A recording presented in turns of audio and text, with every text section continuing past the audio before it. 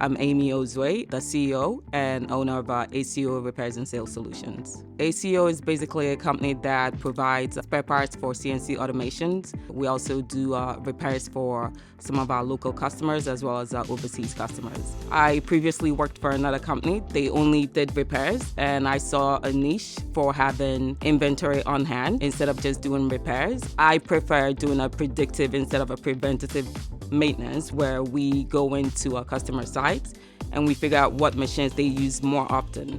It benefits the customers because if a customer has a breakdown, we're able to have the parts on hand. So if you have a breakdown, we just easily swap it out with a core exchange. So it reduces downtime when we have the parts on hand.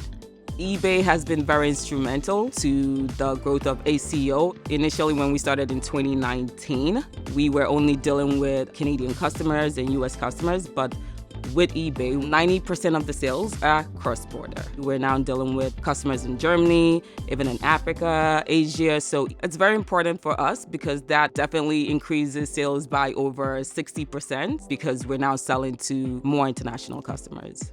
My advice to other people interested in becoming an e-commerce entrepreneur is just make sure it's something that you are familiar with, that you love, you enjoy, and just sell.